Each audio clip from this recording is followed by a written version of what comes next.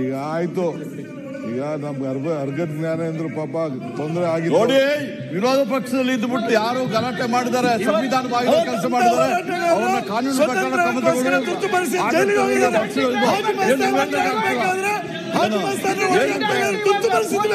ನೋಡ್ರಿ. ಈಗ ಇವರು ವಾಜಪೇಯಿ ಈಗ ಜನ ಹರೀಶ್ ಪೂಂಜಾ ನಿಮ್ಮಂತ ಗೂಂಡ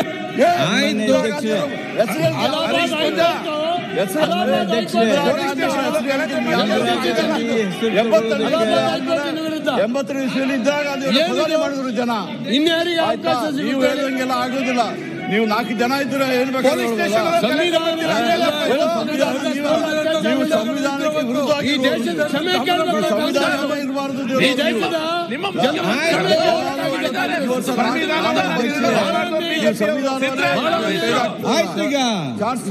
ಹೇಳಿದ್ರಲ್ಲ ಮಂತ್ರಿಗಳೇ ಬಂದಿದ್ದಾರೆ, ಸಂವಿಧಾನ ಹೊಗಳ್ತೀರಾ ನೀವು? ತುರ್ತು ಪರಿಸ್ಥಿತಿ ಬಂದು ಅದಾದ ಮೇಲೆ ಮತ್ತೆ ಇಂದಿರಾ ಗಾಂಧಿ ಆಡಳಿತ ಮಾಡಿ ಈಗಾಗಲೇ ನಮ್ಮ ಉಪಮುಖ್ಯಮಂತ್ರಿಗಳು ಸನ್ಮಾನ್ಯ ಅಧ್ಯಕ್ಷ ಆಯ್ತು ಕೂತ್ಕೊಳ್ಳಿ, ರಾಮಮೂರ್ತಿ ಕೂತ್ಕೊಳ್ಳಿ.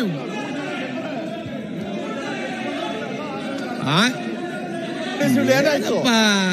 ನೀವು ಸಣ್ಣ ಮಕ್ಕಳಾಗಿ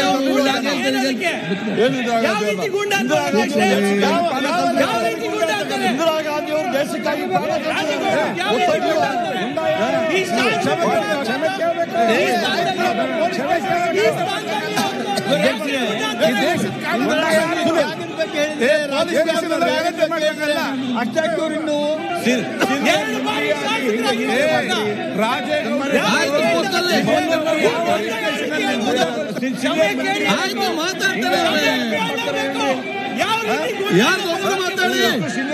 ಒಬ್ಬರು ಮಾತಾಡಿ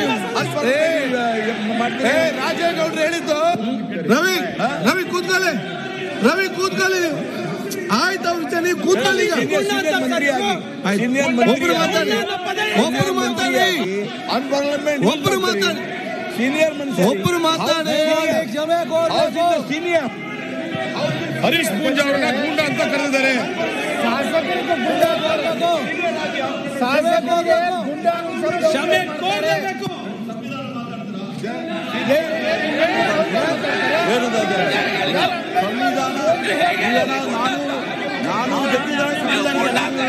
ಈಗ ಸೋತಿದ್ದಕ್ಕೆ ಸುಮ್ಮನಿಲ್ಲ.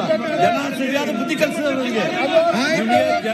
ನೀವು ರಾಷ್ಟ್ರದಲ್ಲಿ ಸರಿಯಾದ ಬುದ್ಧಿ ಕಲಿಸಿದಾರೆ ನನಗೆ, ರಾಜ್ಯದಲ್ಲಿ ಬುದ್ಧಿ ಕಲಿಸಿದಾರೆ ನನಗೆ. ನಿಮಗೆ ಜನ ಸರಿಯಾದ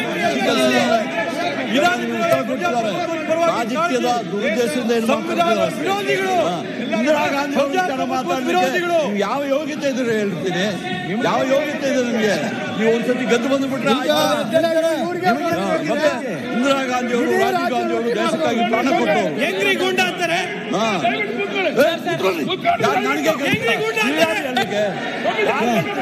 ಯಾರು ಹೇಳ್ತೀರಾ? ಇಂದಿರಾ ಗಾಂಧಿ ಅವರ, ರಾಜೀವ್ ಗಾಂಧಿ ವಿಚಾರ ಹೇಳಲಿಕ್ಕೆ ನಿಮ್ಗೆ ಯೋಗ್ಯತೆ ಇಲ್ಲ. ಹೌದು, ಅವ್ರು ದೇಶಕ್ಕಾಗಿ ಪ್ರಾಣ ಕೊಟ್ಟವರು, ದೇಶಕ್ಕಾಗಿ ಪ್ರಾಣ. ಏನ್ ಬೇಕಾದ್ರೆ ಮಾತಾಡ್ಬೋದಾ? ಏನ್ ಮಾಡ್ಲಿಕ್ಕೆ ಆಗೋದಿಲ್ಲ. ಜನ ಬುದ್ಧಿ ಕಲಿಸಿದ್ದಾರೆ, ಜನ ಕರ್ನಾಟಕದಲ್ಲಿ ಬುದ್ಧಿ ಕಲಿಸಿದ್ದಾರೆ, ದೇಶದಲ್ಲಿ ಬುದ್ಧಿ ಕಲಿಸಿದ್ದಾರೆ. ಜನ ನಿಮಗೆ ಬುದ್ಧಿ ಕಲಿಸಿದ್ದಾರೆ. ಜನ ಸಾಮಾನ್ಯ ಸಭಾಧ್ಯಕ್ಷರು ನೀವು ಸದನವನ್ನು 10 ನಿಮಿಷ ಮುಂದೂಡಲಾಗಿದೆ.